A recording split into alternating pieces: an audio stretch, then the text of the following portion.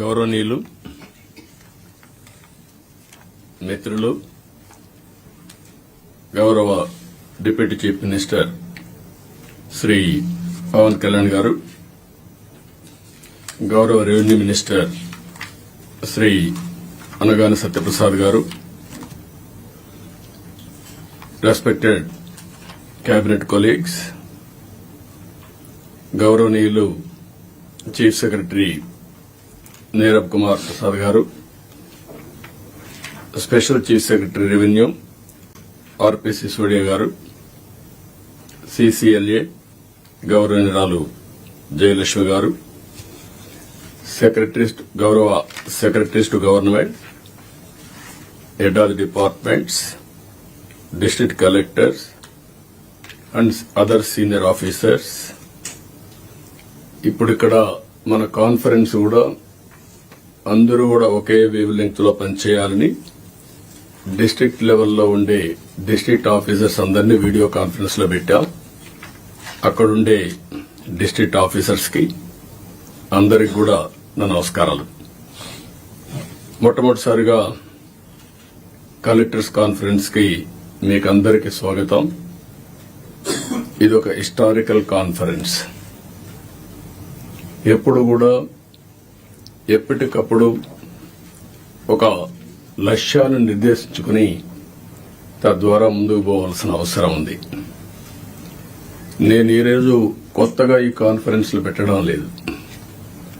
95లో నేను ముఖ్యమంత్రి అయినప్పటి నుంచి ఇది 4th టైం సీఎం అయిన తర్వాత విధిగా కలెక్టర్స్ కాన్ఫరెన్స్లు పెట్టి ఏం చేయాలనేది ఒక డైరెక్షన్ ఇవ్వడం గాని కలెక్టివ్ రెస్పాన్సిబిలిటీ గుర్తు చేస్తూ ముందుకెళ్లాం.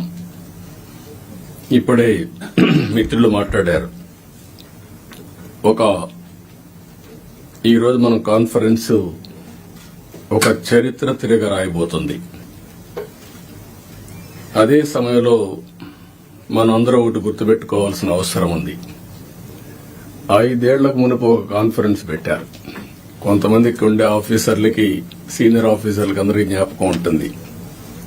అదే ప్రజావేదికలో కలెక్టర్స్ కాన్ఫరెన్స్ పెట్టి ఆనాటి ముఖ్యమంత్రి ఈ కాన్ఫరెన్స్ అవుతానే ఈ బిల్డింగ్ కూలగొడతామని అనౌన్స్ చేసి విధ్వంసానికి శ్రీకారం చుట్టాడు. అక్కడి నుంచి 5 ఏళ్లు అన్ని రంగాల్లో ఒక రంగం అని మిగల్లేదు. నేను 4వసారి ముఖ్యమంత్రి అయిన తర్వాత ఫస్ట్ టైం నేను ముఖ్యమంత్రి అయ్యాను. ఇబ్బందులున్నాయి, ఆర్థిక ఇబ్బందులున్నాయి, కానీ ఆఫీసర్లో మొరేల్ చాలా హైగా ఉంది. అప్పుడు ఆ రోజు జరిగింది కాస్తో కూస్తో ఇన్ఎఫిషియన్సీ, లేకపోతే కొంత కరప్షన్. ఇప్పుడు అట్లా కాకుండా విధ్వంసం, పనిచేసే ఆఫీసర్లందరినీ పక్కన పెట్టడం, ఆఫీసర్లు కూడా బ్లాక్ మెయిల్ చేయడం, ఒకటి కాదు అన్నీ కలిసి ఈరోజు ఈ స్టేజ్కి నేను ఎప్పుడూ చూడనంత ఒకటి బ్రాండ్ ఏపీ దెబ్బతినింది. ఆఫీసర్ల యొక్క మనోభావాల్ని దెబ్బతీశారు. ఢిల్లీకి పోతే ఒకప్పుడు Andhra bureaucracy one of the best bureaucracy, మీరు గుర్తుపెట్టుకోవాలి. ఇక్కడి నుంచి పోయిన ఐఏఎస్ ఆఫీసర్స్ సక్సెసివ్ 3-4 ఐటీ సెక్రటరీలు అయ్యారు కంటిన్యూగా. ఇక్కడ నుంచి పోయినటువంటి ఫైనాన్స్ సెక్రటరీస్ ఆర్బీఐ గవర్నర్లు అయ్యారు. ఇక్కడి నుంచి పోయిన వాళ్లు కేంద్రంలో కీలక బాధ్యతలు వహించారు. వరల్డ్ బ్యాంక్ వెళ్లారు. ఈరోజు మనం చూస్తా ఉంటే ఆంధ్ర ఆఫీసర్స్ అంటే ఢిల్లీలో కూడా అన్టచబుల్స్ కింద వీళ్ళేమి చేయలేరు అనే పరిస్థితికి వచ్చారు. ఎప్పుడు కూడా మనం గుర్తుపెట్టుకోవాల్సింది, నేను ఇంత మునిపే మీతో చెప్పాను, ఒక చిన్న తప్పు జరిగితే కరెక్ట్ చేయొచ్చు, కానీ టోటల్ గా విధ్వంసానికి గురైనటువంటి రాష్ట్రాన్ని మళ్లీ పునర్నిర్మాణం చేయాలంటే ఎక్స్ట్రా ఎఫర్ట్స్ కూడా మనం అందరం పెట్టాల్సిన అవసరం ఉంది. నేను రాజకీయాల్లో 45 years ఉన్నాను, 4.5 decades ఉన్నాను. గ్రామాల్లో కరెంట్ లేని రోజులు, రోడ్లు లేని రోజులు. అక్కడి నుంచి ఈరోజు చూస్తే కరెంటు ఊర్లోనే ఉత్పత్తి చేసుకునే రోజులు. కార్లు, ఆటోమేటిక్ కార్లు వచ్చేసి డ్రైవర్లెస్ కార్లు వచ్చే పరిస్థితికి వచ్చింది. అంటే మన కళ్ల ముందరనే ఇప్పుడు మన వాళ్ళు మనం చేసిన ఇక్కడ ఇంకొక విషయం కూడా మీరు గుర్తుపెట్టుకోవాల్సిన అవసరం ఉంది. అన్నింటికంటే పబ్లిక్ పాలసీస్ అంటే చాలా పవర్ఫుల్. మనం తీసుకునే నిర్ణయాల ద్వారా రాష్ట్ర భవిష్యత్తుని, భావితరాల భవిష్యత్తుని మార్చే శక్తి పబ్లిక్ పాలసీస్ ఉంటుంది. దానికి ఎగ్జాంపుల్ మీరు చూసినప్పుడు 1991 ఆర్థిక సంస్కరణలు. ఆర్థిక సంస్కరణలు రాకమునుపు ఇదే దేశం, ఇదే అడ్మినిస్ట్రేషన్, ఇదే ప్రజలు. కానీ బిఫోర్ మీరు చూస్తే భారతదేశం 2%, 3% గ్రోత్ రేట్. అదే ఆర్థిక సంస్కరణలు వచ్చిన తర్వాత కాంపిటేటివ్ ఎకానమీకి దోహదం చేశాం. అక్కడి నుంచి ఈ రోజు 2047కి సూపర్ పవర్ గా తయారయ్యే అవకాశాలున్నాయి. 5th లార్జెస్ట్ ఎకానమీకి వెళ్ళాం. బై 2029 3వ లార్జెస్ట్ ఎకానమీకి రీచ్ అవుతాం. నా లెక్క ప్రకారం అయితే గట్టిగా పనిచేస్తే అందరం డెడికేషన్ తో పోతే 2047కి ప్రపంచంలో నెంబర్ 1 ఎకానమీగా ఉంటాం. లేకపోతే బై డిఫాల్ట్ 3rd లో ఉంటాం. కష్టపడితే కొద్దిగా 2ndకు వస్తాం. నేను ఎందుకు ఈ విషయం చెప్పానంటే ఆర్థిక సంస్కరణలు వచ్చిన తర్వాత first mover advantage technology adopt చేసుకున్నాం మనం ఇండియన్స్. మనకు ఒక హిస్టారికల్ అడ్వాంటేజెస్ కూడా ఉన్నాయి, ఓసారి మిస్ అవుతా ఉంటాం. ఆ హిస్టారికల్ అడ్వాంటేజ్ మీరు అందరూ చూసినప్పుడు మనం మ్యాథమెటిక్స్ లో చాలా స్ట్రాంగ్, 0 కూడా మనమే కనిపెట్టాం. బ్రిటిష్ వాళ్ళు ఇంగ్లీష్ మనకు వదిలిపెట్టి వెళ్లారు. కోహినూర్ డైమండ్ కూడా తీసుకెళ్లారు, కానీ ఇంగ్లీష్ మాత్రం తీసుకుపోలేకపోయారు. మన జీవన శైలిలో భాగమైపోయింది ఇంగ్లీష్ అనేది. ఈ రెండు డెడ్లీ కాంబినేషన్ ఇన్ఫర్మేషన్ టెక్నాలజీకి. దాన్ని అందిపుచ్చుకున్నాం రైట్ టైంలో. ఈరోజు హైదరాబాద్ నగరాన్ని మీరు నాలెడ్జ్ సిటీని మీరు చూస్తున్నారు. ఎప్పుడైతే ఇదే ఆఫీసర్లు ఇప్పుడు కొంతమంది ఇక్కడ కూడా ఉన్నారు, 1995లో ప్రారంభించాం. 9 ఏళ్లలో బెస్ట్ ఎకో సిస్టమ్ క్రియేట్ చేశాం. తర్వాత వచ్చిన పాలకులు ఎవరు కూడా విధ్వంసం చేయలేదు కాబట్టి ఇప్పటికి కూడా దాని ఫలితాలు ప్రజలు ఎంజాయ్ చేసే పరిస్థితికి వచ్చారు. అదే సమయంలో మూడోది మీరు గుర్తుపెట్టుకోవాల్సింది యంగ్స్టర్స్ అనేది డెమోగ్రఫిక్ అడ్వాంటేజ్ ఇండియాకు వచ్చింది. ప్రపంచంలో ఉండే అన్ని దేశాల్లో డెమోగ్రఫిక్ డిసడ్వాంటేజ్, ఏజింగ్ ప్రాబ్లం వచ్చింది. దీంతో ఆంటర్ప్రెన్యూర్స్ గా తయారయ్యారు. ఈ రోజు ప్రౌడ్ గా నేను చెప్పగలుగుతున్నాను, ప్రపంచం మొత్తం హైయెస్ట్ పర్ క్యాపిటల్ ఇన్కమ్ సంపాదించే వాళ్ళు ఇండియన్స్, అందులో 33% తెలుగు వాళ్ళు. అంటే ఒక ప్రభుత్వం యొక్క విధానం, ఆ రోజు మనం తీసుకున్న పబ్లిక్ పాలసీ 25 ఏళ్లలో మనం ఊహించని పరిణామాలు, ఊహించని ప్రగతిని మనం సృష్టించే పరిస్థితికి వచ్చాం. ఇవన్నీ గతంలో చేసిన పనులు ఎందుకు గుర్తు చేస్తున్నానంటే ఈ రోజు మీరు చేయబోయే పని భవిష్యత్తులో ఒక చరిత్ర సృష్టించే పరిస్థితి వస్తుంది.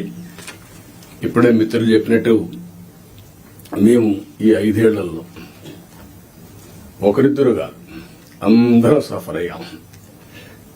ఎన్ని విధాల సఫర్ కావాలో అన్ని విధాల సఫర్ అయ్యాం. అయితే మా కమిట్మెంట్ మాత్రం ఎట్టే పరిస్థితుల్లో ఏమీ చేయలేరని నిరూపించుకున్నాం. అందుకే ఈసారి ప్రజలు మీరు చూస్తే ఒక హిస్టారికల్ మ్యాండేట్ ఇచ్చారు. నేను చాలా సంవత్సరాలుగా రాజకీయాల్లో ఉన్నాను, కానీ తెలుగుదేశం పార్టీ వచ్చి కూడా 43 ఏళ్లు అయింది. కానీ ఈసారి ఇచ్చిన మ్యాండేట్ చూస్తే ఎప్పుడూ రానంత మ్యాండేట్, ఒక హిస్టారికల్ మ్యాండేట్ ఇచ్చారు. అదే సమయంలో యాస్పిరేషన్స్ కూడా విపరీతంగా ఉన్నాయి. మీరు ఈ విషయం ఆల్ ఆఫీసర్స్ ఈ కలెక్టర్ కాన్ఫరెన్స్ లో మనం గుర్తుపెట్టుకోవాల్సిన అవసరం ఉంది. మేము ఆ రోజు ఒకే మాట చెప్పాం, నేను గాని పవన్ కళ్యాణ్ గారు గాని, మమ్మల్ని నమ్మండి, ప్రజలు గెలవాలి. ప్రజలు గెలవాలంటే ఎన్డీఏ మాకు ఓట్లు వేయాలి. ఈ రాష్ట్రాన్ని పునర్నిర్మాణం చేస్తామని మేము హామీ ఇచ్చాం. పూర్వ వైభవం తీసుకొస్తామని హామీ ఇచ్చాం. ప్రజలు గెలిచారు, మమ్మల్ని గెలిపించారు.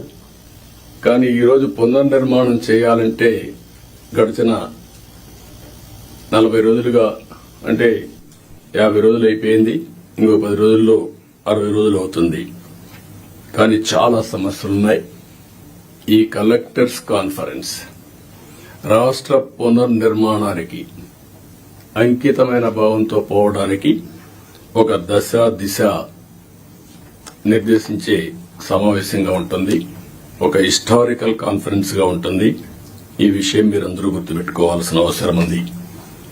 డ్యామేజ్ అయిన బ్రాండ్ ని రివైవ్ చేసుకోవాలి. అదే సమయంలో మళ్లీ ఆంధ్ర అడ్మినిస్ట్రేషన్ అంటే one of the best administration గా మనం నిరూపించుకోవాల్సిన అవసరం ఉంది.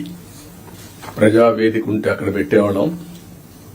ఈ రోజు బయట పెట్టడం ఇష్టం లేక ఆ రోజు కాన్ఫరెన్స్ హాల్ కట్టుకున్నాం. అక్కడ ఇది కూడా ఆ రోజు కట్టిన కాన్ఫరెన్స్ హాలే మళ్ళా ఇక్కడ పెట్టుకునే పరిస్థితికి వచ్చాం.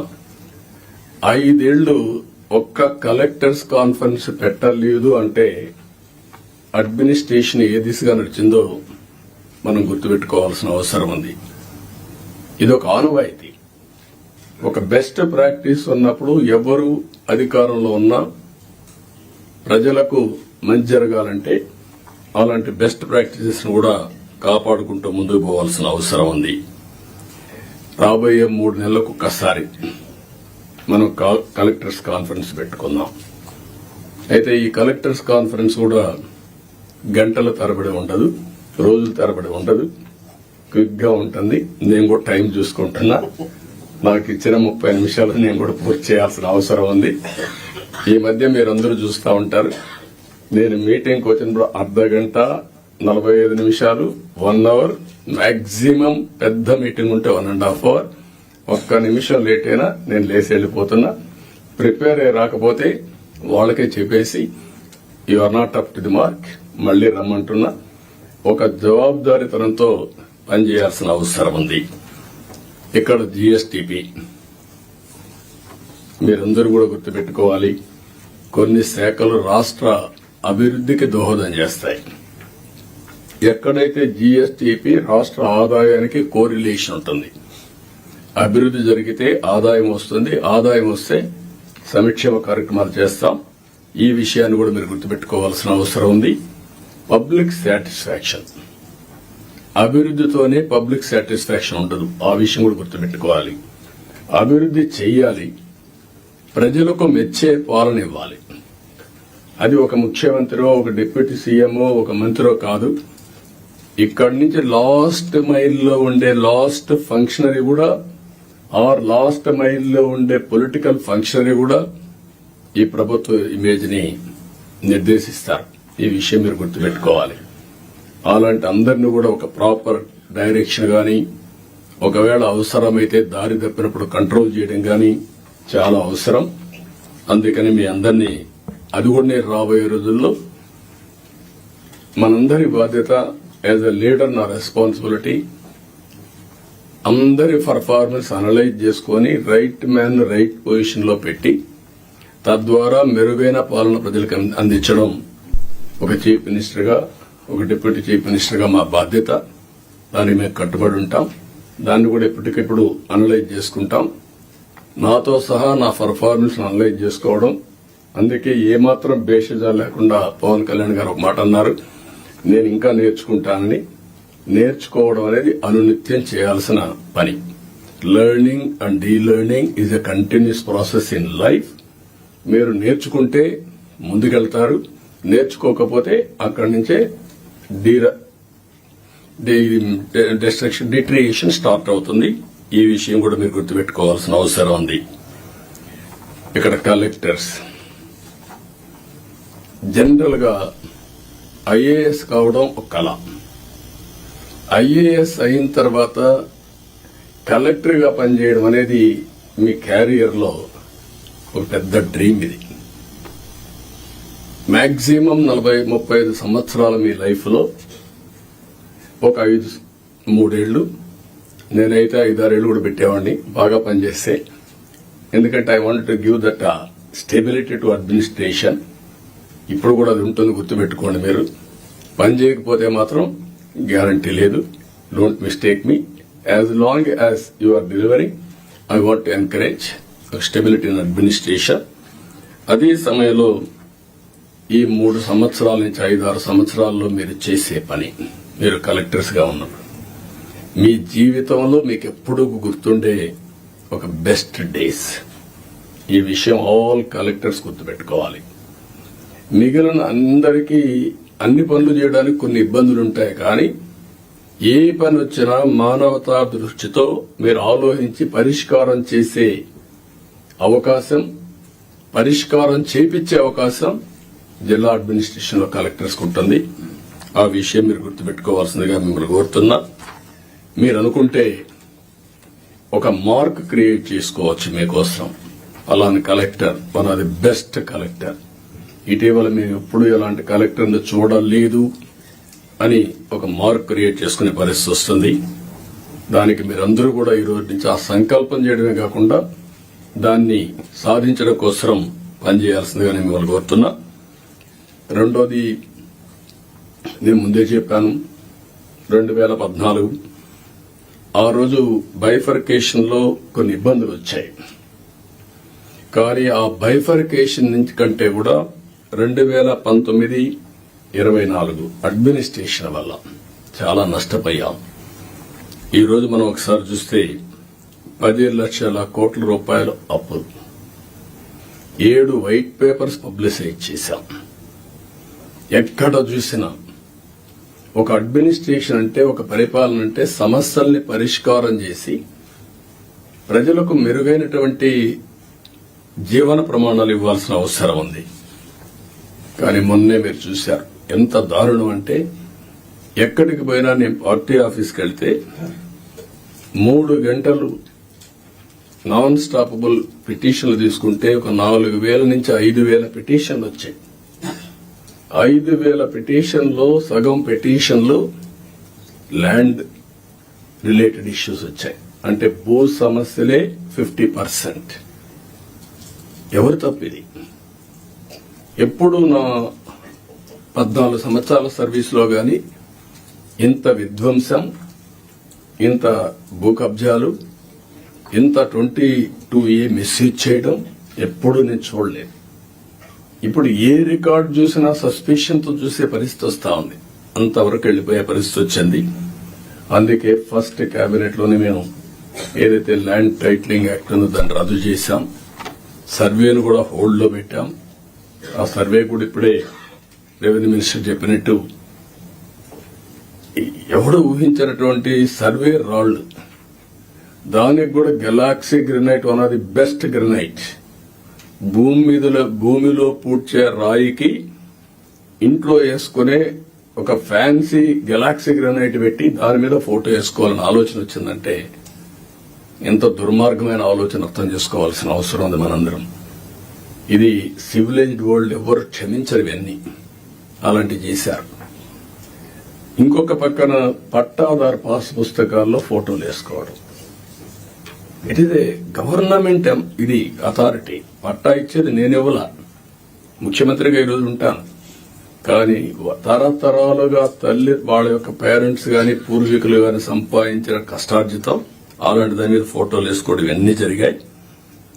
ఇవన్నీ కూడా నేను మిమ్మల్ని కోరేది ఒకటే కోరుతున్నాం, అవన్నిటికీ ఫుల్ స్టాప్ పెట్టాల్సిన అవసరం ఉంది. ఒక న్యూ ఓరియంటేషన్ తో మీరందరూ ముందుకు పోవాల్సిన అవసరం ఉంది. మళ్లీ సంపద సృష్టించడం, సంక్షేమాన్ని సిన్సియర్ గా అమలు చేయడం, ఇవన్నీ జరగాలంటే మళ్ళా వినూత్నంగా ఇప్పుడు డబ్బులు కూడా లేవు. నేను ఒకటే చెప్పాను, వినూత్నంగా ఆలోచించడం. నేను ఒరిజినల్ గా మీకు జ్ఞాపకం చేస్తున్నా, ఒకప్పుడు రోడ్లకు డబ్బులుండేటివి కాదు. ఆ రోజు వినూత్నమైన ఆలోచనే BOT రిఫార్మ్స్ లో వచ్చినటువంటిది. అందులోనే public private partnership. Public private partnership different angles తీసుకెళ్లాం. Over a period of time develop చేశాం. ఇప్పుడు వైబిలిటీ గ్యాప్ ఫండింగ్ ఇచ్చే పరిస్థితి కూడా వచ్చాం. గవర్నమెంట్ ఆఫ్ ఇండియా ఇంకొక నిన్న మొన్న మనం చూస్తే ఏదైనా ఒక కార్యక్రమం చేస్తే ప్రైవేట్ వ్యక్తులకు అప్పచెపితే ఏ సర్వీస్ గాని మ్యానుఫ్యాక్చరింగ్ గాని ఏ ఇష్యూ అయినా నష్టం వస్తుందంటే నష్టం వచ్చిన రోజులు వైబిలిటీ గ్యాప్ ఫండింగ్ ఎంతైతే నష్టం వస్తుందో దాన్ని రాష్ట్రం కేంద్రం ఇచ్చే విధానాన్ని తీసుకొచ్చారు. దీనివల్ల ఎఫిషియన్సీ పెరుగుతా ఉంది.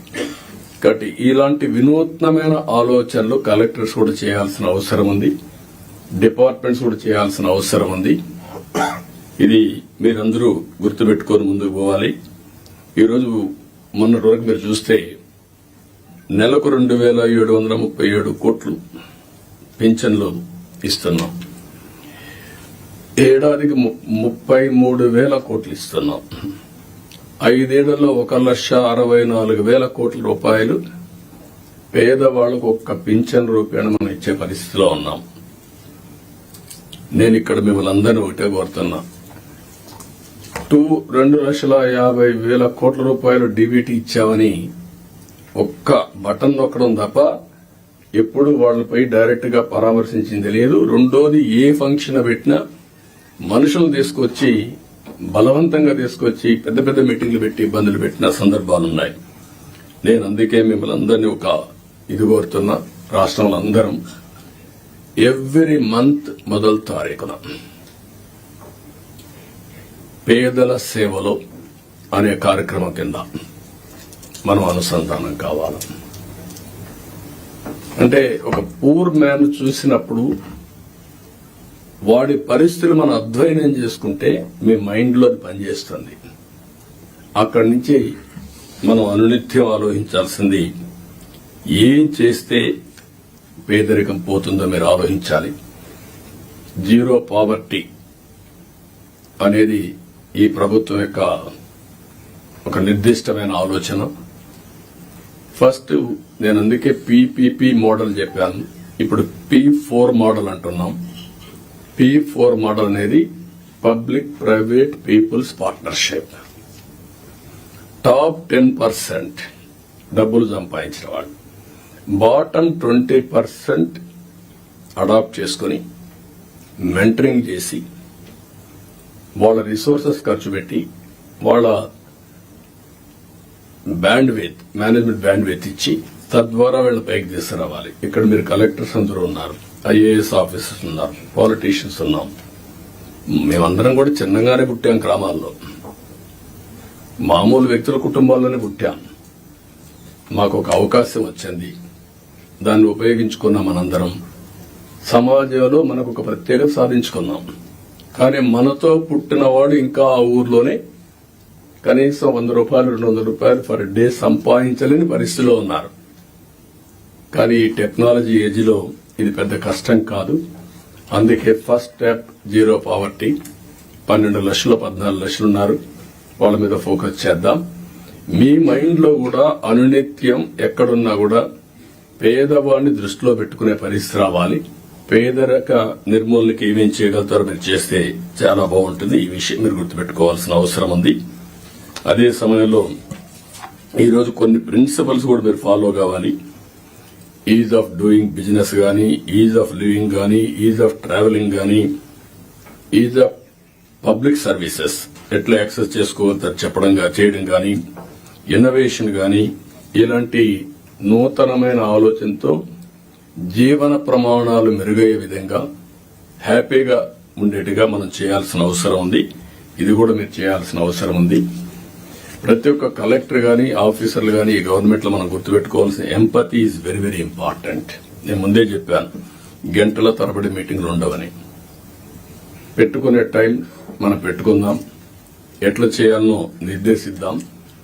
కానీ రూల్ బౌండెడ్ కాకుండా హ్యూమన్ యాంగిల్లో మీరు ఆలోచించండి. ప్రతి ఒక్క సమయాన్ని, ప్రతి ఒక్క ఇష్యూని రూల్ బౌండెడ్ గా మీరు ఆలోచించేంత వరకు సమస్య పరిష్కారం కాదు. కానీ హ్యూమన్ యాంగిల్లో ఆలోచించినప్పుడు అదే రూల్ కింద ఆ సమస్యను పరిష్కారం చేసే పరిస్థితి మీకు వస్తుంది. అలాంటి ఆలోచనకు శ్రీకారం చుట్టాలి. మీ సబార్డినేట్స్ కూడా ఎక్కడ గాని మీరు చెప్తున్నా, మన ప్రవర్తనలో ఒక పాజిటివ్ ప్రవర్తన ఉండాలి. ప్లింతీ లాంగ్వేజ్ వాడడం, లేకుంటే మనకు అధికారం ఉందని ఒక పెత్తందారి వ్యవస్థ మారిగా బిహేవ్ చేయడం, అలాంటి ఎక్కడా లేకుండా ప్రతి ఒక్కరు గుర్తుపెట్టుకోవాల్సింది కోలీగ్స్ ని ఏ విధంగా పని చేయించామో రాజీ లేదు, కానీ వల్గర్ గా మాట్లాడి వాళ్ళని కొంచెం ఇన్సల్ట్ చేయడం ఇలాంటి చేయకూడదన్న అభిప్రాయం. దాన్ని మీరు ఫాలో కావాలి. మీరు చేసే పని మాకు రిఫ్లెక్ట్ అవుతుంది. మళ్ళీ ఈ విషయం గుర్తుపెట్టుకోవాలి. మీరు ఒక వ్యక్తి అయితే మీకు అన్వయిస్తారు, వ్యవస్థలో ఒక భాగమైనప్పుడు హెడ్ ఆఫ్ ది ఆర్గనైజేషన్ ఎవరైతే ఉంటారో వాళ్ళు కూడా వస్తుంది. ఈ విషయం మీరు గుర్తుపెట్టుకోవాల్సిన అవసరం ఉంది. రెండోది యాక్సెసిబిలిటీ. మీ టైం నీగా మార్క్ చేసుకోండి. నేను కూడా ఎవ్రీ సాటర్డే కూర్చొని సీఎంఓ ఏ విధంగా పనిచేశాం, టైం ఎట్లా మేనేజ్ చేశాం, నేనెట్లా ఇంప్రూవ్ చేసుకోవాలి, అన్ని విషయాల్లో ఒక పక్క మీటింగ్స్, ఒక పక్క పబ్లిక్ రిలేషన్స్, ఒక పక్క మా పార్టీ వర్క్, అన్నిటి కూడా మేము ఇయర్ మార్క్ చేసుకుని ముందుకు పోతున్నాం. అందరికి యాక్సెసిబిలిటీ ఇచ్చే పరిస్థితిలో ఉన్నాం. మీరు కూడా వీలైనంత వరకు యాక్సెసిబిలిటీ ఉండాల్సిన అవసరం ఉంది. ప్రజాప్రతినిధులు వచ్చినప్పుడు కూడా నేను ఒకటే చెప్తున్నా, this is a political governance. We are not dictators. Dictators అనుకున్న వాళ్ళు ఎవ్వరు కూడా మళ్లీ తిరిగి ఎలక్షన్ లో గెలవలేదు. మనం గుర్తుపెట్టుకోవాల్సింది ప్రజాస్వామ్యంలో ఉన్నాం కాబట్టి పొలిటికల్ గవర్నెన్స్ మాకు ఒక మ్యాండేట్ ఇచ్చారు. ఆ మ్యాండేట్ మళ్ళా మీరు పర్వాలేదు గాని మేము 5 ఏళ్ల తర్వాత మళ్ళా ప్రజల దగ్గరికి వెళ్లి మళ్ళా ఓట్లు వేయించుకొని వస్తే ఇక్కడికి వస్తాం, లేదంటే అసెంబ్లీ కూడా రాం మేము. ఈ విషయం మీరు గుర్తుపెట్టుకోవాల్సింది. మనమైతే మంత్రులు ఒకరో వచ్చారేమో అసెంబ్లీకి, అందరూ ఎవరు అసెంబ్లీకి కూడా రాలేదు. ఈ విషయం మీరు గుర్తుపెట్టుకోవాల్సిన అవసరం. అందరినీ కలవండి, తప్పులు చేయమని నేను చెప్పడం లేదు, కానీ ఏదైనా ప్రజాప్రతినిధులు వచ్చినప్పుడు కరెక్ట్ విషయాలు చెప్పినప్పుడు వాస్తవాలు మీ దృష్టికి తీసుకొచ్చినప్పుడు మీ బాధ్యత ఆ సమస్య పరిష్కారం చేయడం, ఆ క్రెడిట్ వాళ్ళకి ఇవ్వడం. 5 ఏళ్ల తర్వాత మీరు అక్కడ ఉండరు, మీకు ఆ క్రెడిట్ అవసరం లేదు. ప్రజాప్రతినిధి బాధ్యత, మీ బాధ్యత మీరు చేయడం, మీకు ఒక సాటిస్ఫాక్షన్ రావడం, మీ క్యారియర్ లో మీరు చేసిన మంచి పనులు మీకు తృప్తినిస్తాయి. ప్రజాప్రతినిధి వాళ్ళ బాధ్యత అది కూడా మీరు గుర్తుపెట్టుకోవాల్సిన అవసరం ఉంది. రెండోది లీడర్షిప్ అండ్ ఓనర్షిప్. గవర్నమెంట్ చేసే ప్రతి ఒక్క ప్రోగ్రామ్ ని మీరు ఓనర్షిప్ తీసుకోవాలి. యూ టు ఓన్ చేసుకున్నప్పుడు మీకు వచ్చే ఇంపాక్ట్ డిఫరెంట్ గా ఉంటుంది. అది కూడా మీరు చేయాల్సిన అవసరం ఉంది. ఎఫెక్టివ్ గా, ఎఫిషియెంట్ గా స్టాండర్డ్ ఆపరేషన్ ప్రొసీజర్స్ అన్ని మీరు చేసుకుని ఎక్కడికక్కడ కీ పర్ఫార్మెన్స్ ఇండికేటర్స్ ఇవన్నీ కూడా తయారు చేసుకుని మీరు ముందుకు పోవాల్సిన అవసరం ఉంది. నేను ముందే చెప్పాను, 3 నెలలకు ఒకసారి నేను కూడా ప్రతి ఒక్కరిని ఒక అసెస్ చేసుకుంటాం. ఆ అసెస్ చేసుకున్నాం కాబట్టి మొన్న ఎలక్షన్ లో మాకు వినబిలిటీ గానీ హిస్టారికల్ మ్యాండేట్ వచ్చింది. నేను తప్పు చేసినా కరెక్ట్ చేసుకుంటూ వచ్చాం.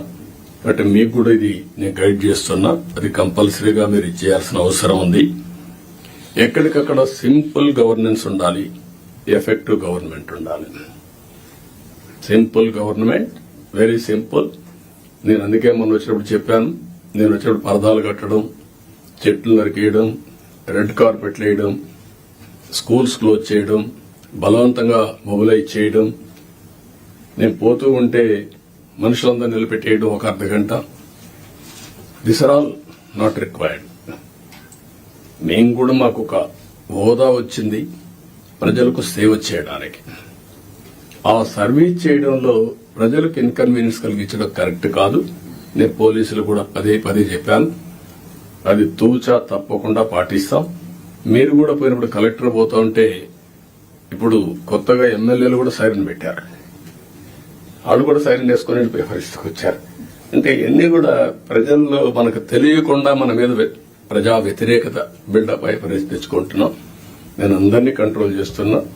అడ్మినిస్ట్రేషన్ టోటల్ గా ఒక సర్వీస్ మూడ్ లో పోవాలి తప్ప ఒక అధికారాన్ని చలాయించే మూడ్ లో పోవడం మాత్రం కరెక్ట్ కాదని మీ అందరూ కోరుతున్నా.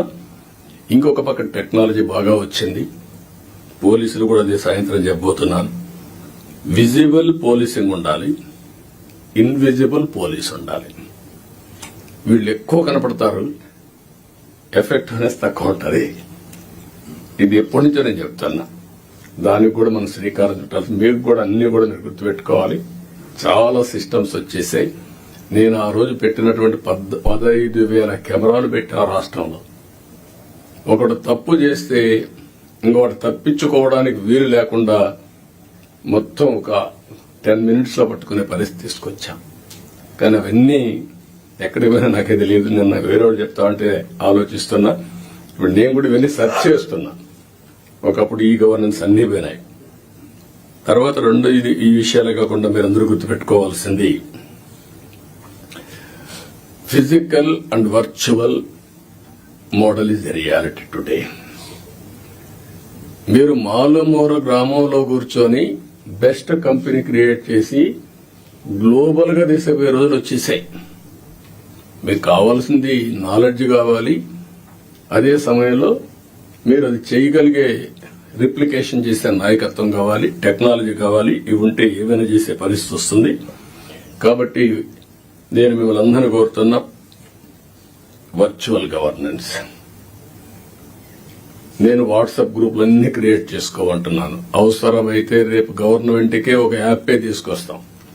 ఆ యాప్ లో కలెక్టర్స్ కి ఏం మెసేజ్లు ఇవ్వాలి, ఎంఆర్ఓలకి ఏం మెసేజ్లు ఇవ్వాలి, లాస్ట్ మైల్ ఏమి ఇవ్వాలి, అవన్నీ వర్కౌట్ చేసి ఇప్పుడు టీసీఎస్ ఉంది, టాటా కన్సల్టెన్సీ, టాటా గ్రూప్ అందరికి కలిసి ఒక యాప్ ఉంది.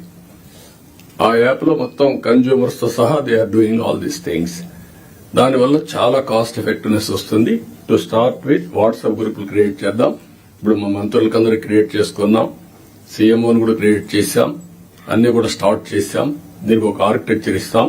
ఇది తీసుకుంటే చాలా వరకు మీకు ముందుకు పోయే పరిస్థితి వస్తుంది. రియల్ టైంలో గవర్నెన్స్ ఇచ్చే అవకాశం వస్తుంది, ఎక్కడ ల్యాప్సెస్ లేకుండా. రెండోది, కొన్ని మీరు మంచిని చెప్పడం, ప్రజల్ని ఎడ్యుకేట్ చేయడం. చెడు వచ్చినప్పుడు అది వాస్తవాన్ని తెలిసినప్పుడు మీరు కరెక్ట్ గా సాక్ష్యాధారాలతో సహా చెప్పాల్సిన బాధ్యత జిల్లా అడ్మినిస్ట్రేషన్ ఉంది. Over a period of time government లో ఒక ఐఎండ్పిఆర్ క్రియేట్ చేసుకున్నాం మనం. What for? ఒక అడ్మినిస్ట్రేషన్ లో ఎక్కడికక్కడ చేసి తప్పులు గాని వచ్చినప్పుడు దాన్ని కరెక్ట్ చేయడానికి ఇన్ఫర్మేషన్ బ్రాడ్కాస్టింగ్ పెట్టుకున్నాం. ఇప్పుడు కూడా జిల్లాలో వింగ్స్ ఉన్నాయి. మీరు కూడా ఇది గుర్తుపెట్టుకోవాల్సిన అవసరం ఉంది. మొన్న నేను చూశాను బట్టిప్రోల్లో పోలీసులు అక్కడ చిన్న 2 గ్రూపులకు గొడవ జరిగితే వాళ్ళు అక్కడి తోచుకుంటే దానిపైన ఇమ్మీడియట్ గా తెలుగుదేశం వాళ్ళు కొట్టారు, ఎస్ఐ చొక్కా పట్టుకున్నారు, కాలర్ పట్టుకున్నారు అనేసే పరిస్థితికి వచ్చారు. మీరు చూడండి ఎంత క్లియర్ గా. అంటే ఇంకా దీనికి ఏం చెప్పాలన్న వీళ్ళకి అర్థం కాదు.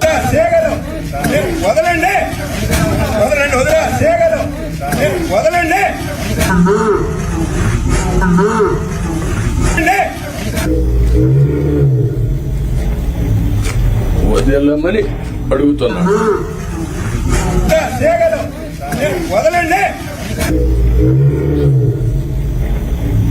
ఓకే, దెన్ అది చొక్కా పట్టుకున్నట్టు చిత్రీకరించడం.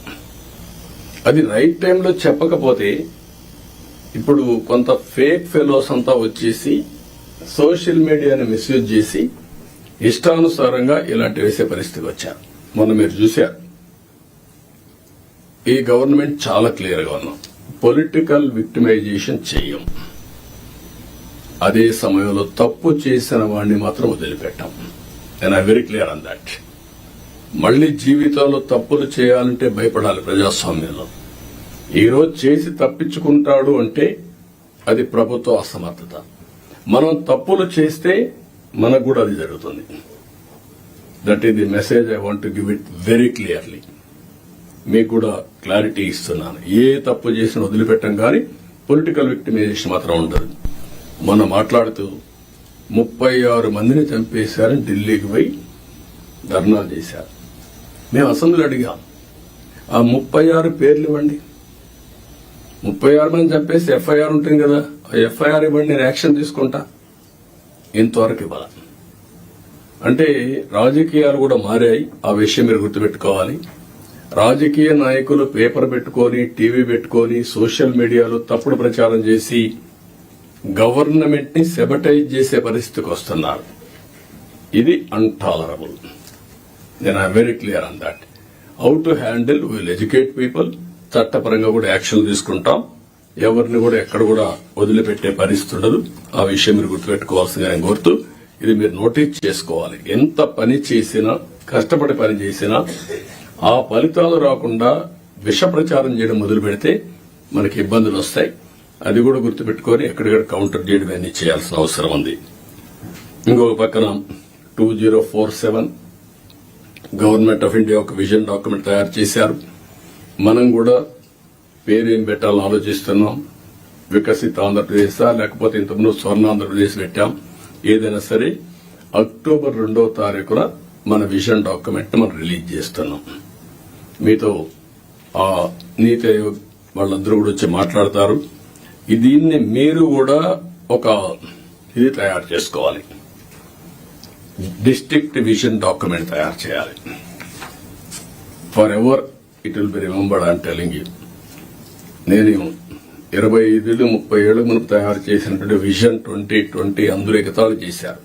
దేశంలో first time you had done that experiment. Today everybody is talking about vision.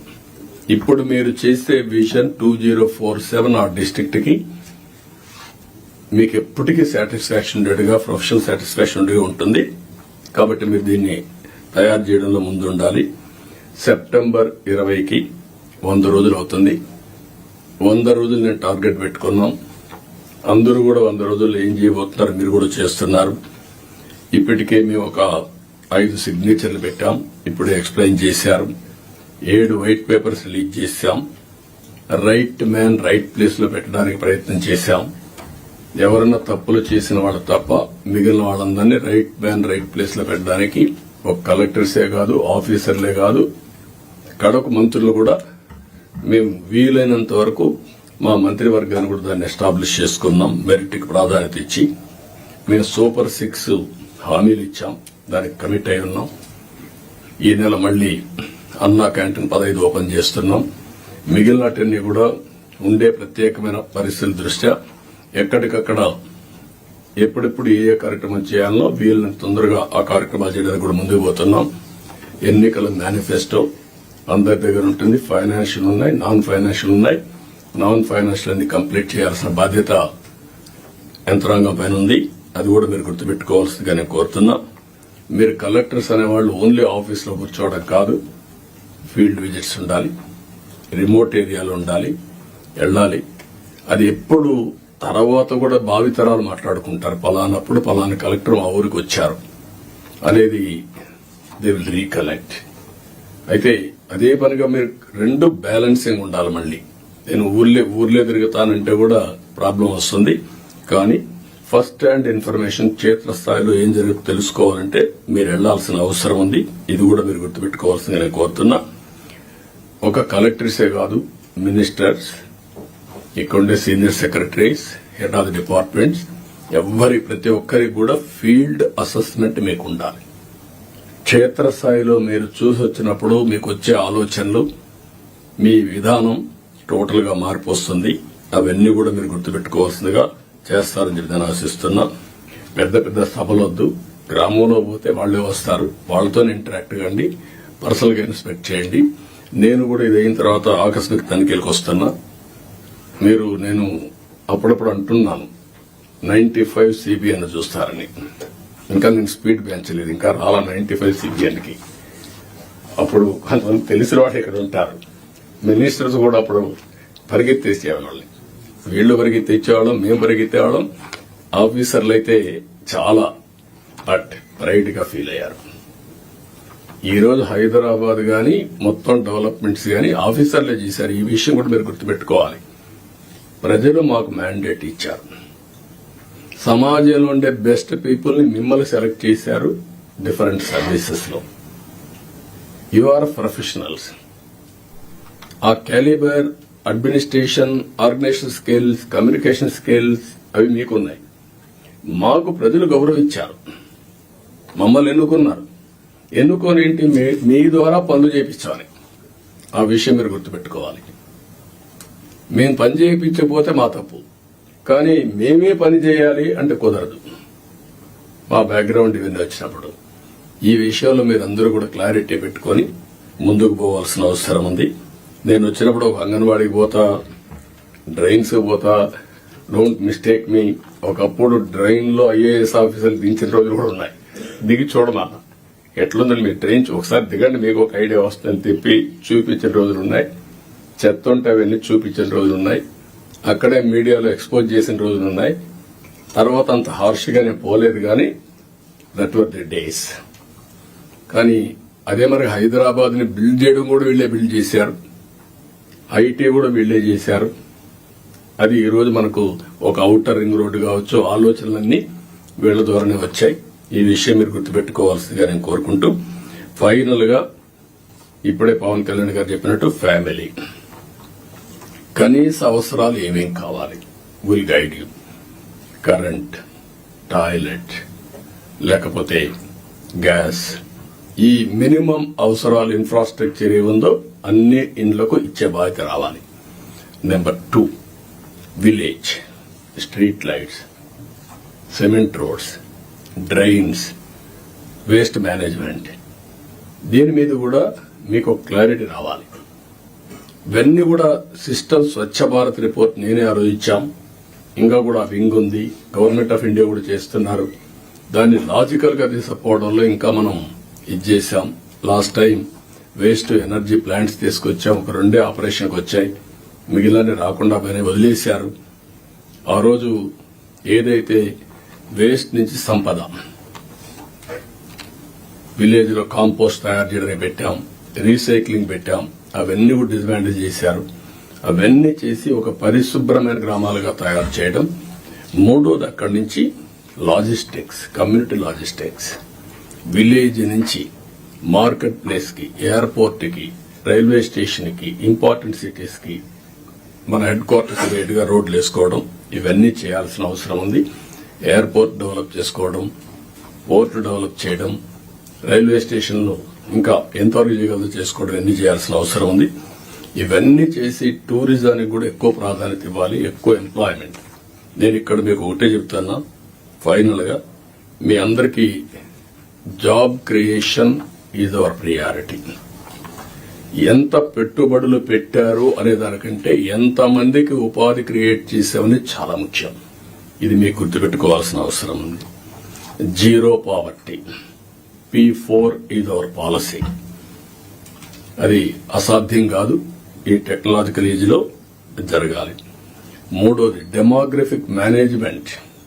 ఉండే యువతను ఎట్లా ఉపయోగించుకుంటాం, భవిష్యత్తులో ఏజింగ్ ప్రాబ్లం రాకుండా ఇప్పటి నుంచి ఏం చేయాలి అనేది డెమోగ్రఫిక్ మేనేజ్మెంట్ ఒకటి చేయాల్సిన అవసరం ఉంది. లింకింగ్ ఆఫ్ రివర్స్, దేశంలోనే లింకింగ్ ఆఫ్ రివర్స్ కావాలి. ఒకవేళ దేశంలో కాకపోయినా మన రాష్ట్రంలో లింకింగ్ ఆఫ్ రివర్స్ మనం చేసి డ్రౌట్ ప్రూఫ్ స్టేట్ గా తయారు చేయడానికి ఎవ్రీ ఎకరాకు నీళ్లు ఇచ్చే విధంగా మనం గాని చేయగలిగితే ఎకానమీ ఆటో పైలట్ వెళ్తుంది. ఆ విషయం దీనివల్ల ఎన్విరాన్మెంట్ బ్యాలెన్స్ అవుతుంది. ఇప్పుడు సోలార్ విండ్ వచ్చింది, ఇది కూడా వస్తే మీరు ఊహించినటువంటి జీవన ప్రమాణాలు పెరిగే పరిస్థితి వస్తుంది. ప్రోడక్ట్ పర్ఫెక్షన్, మీరు ఏ పని చేసినా ఎంత పర్ఫెక్ట్ గా చేయగలుగుతున్నాం, ఎస్ఓపి, టెక్నాలజీ, ప్రోడక్ట్ స్ట్రెంగ్త్, ఇవి కూడా ఇది. అదే మరి స్కిల్ సెన్సెస్, ఇది కోర్ ప్రోగ్రామ్. ఎట్టి పరిస్థితుల్లో దీన్ని కూడా చేయాల్సిన అవసరం ఉంది. లాస్ట్ కు వచ్చే కొందికి district level GSTP, mandal level GSTP, project management unit at every district కూడా ఇస్తాం మీరు మేనేజ్ చేసుకోవడానికి. మీరు ఒక ట్రెడిషనల్ కలెక్టర్స్ గా కాకుండా ఇన్నోవేటివ్ గా మీరు పనిచేసే పరిస్థితి రావాలి. నేను చెప్పిన ఈ అన్ని కూడా గుర్తుపెట్టుకొని work hard, work smart, think global best practices, act accordingly. ఈ అవకాశం వస్తే అవకాశాన్ని ఉపయోగించుకొని మీరు ముందుకు పోవాల్సిన అవసరం ఉంది. దయచేసి ఇవన్నీ మీరు గుర్తుపెట్టుకొని ఏం చేయాలో చేయాల్సిందిగా నేను కోరుకుంటూ, ఏదైనా ఉంటే మళ్ళా మనం మాట్లాడుకుందాం. With this I wish all the best for all collectors career. This is the brightest time, inspiring period. We are all here. ఒకప్పుడు చేయాలంటే చేయలేము, అవకాశం ఉండేది కాదు. ఇప్పుడు ఏది కావాలంటే అది చేసే అవకాశం ఉంది. అలాంటి లీడర్షిప్ కూడా ఇక్కడ ఉంది. మీ ముందుండే లీడర్షిప్ అంతా కూడా మీరు ఏం చేయాలన్నా వద్దనకుండా ఇంకా ఎంకరేజ్ చేస్తాం. కాబట్టి ముందుకు పోవాల్సింది కోరుకుంటూ అందరికీ నమస్కారాలు, ధన్యవాదాలు. థ్యాంక్ యూ అని అంటాం.